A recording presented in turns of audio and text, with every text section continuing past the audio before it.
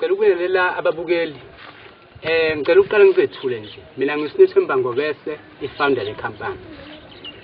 Mina ngu-Anda Tshangase i-co-founder ye-Delakubusa Entertainment. Ngiyanibingelela ababukeli, mina nguSimphiwe Wamkhwanazi. Bafethu njengoba silapha nje sihlane lapha sizochazela abantu mayelana ne-Delakubusa. Abantu abanemibuzo futhi abayiqondi kahle. I-Delakubusa ihlukene kathathu. Ukuqala nje isithazelo sami, okwesibili futhi igama leqembu elibizwa ukuthi i-Delakubusa Empire. Okwesithathu kube ikhampani esisebenziselayo ebizwa ukuthi i-Delakubusa Entertainment. La kule company lesidilana nemedia. Kwi-media sine-filming, siphinde sibe ne-music.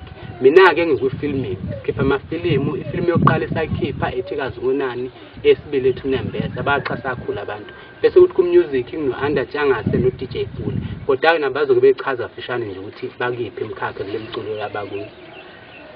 Mina ngoba sengishithi ngo-Anda Tshangase, ngikwi-filming.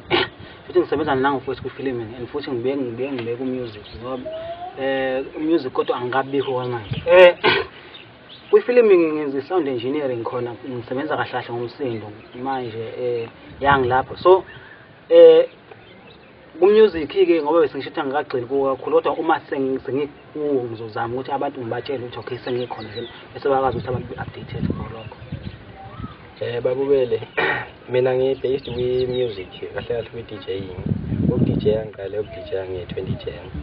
Bengisafufuza lapho sayizamela. Njengoba sihlangele la silapha nje bafethu sithi asizocela abantu ukuthi besixhase kakhulu njengoba vele behleze benza besixhasa ukuthi bazi ukuthi thina abaningazi balento futhi sihlose okuhle kuphela ngayo. Njengoba senza nje simisela ukuthi sikhiphe umsebenzi we-quality no-professional. Ngaleyo ndlela siyathemba ukuthi abantu yonke into esizoyenza bazoyijabulela. Siyacela kakhulu ukuthi abantu bewuxhasa kakhulu umsebenzi wethu, sizazokhipha futhi ne-label yeNakhuzana. Njengoba sinazo nje nezikipa sizazokhipha kakhulu, kuningi izinto esizozenza le company le. Siyafisa kakhulu ukuthi abantu behleze njalo benathi besisupport. Siyabonga.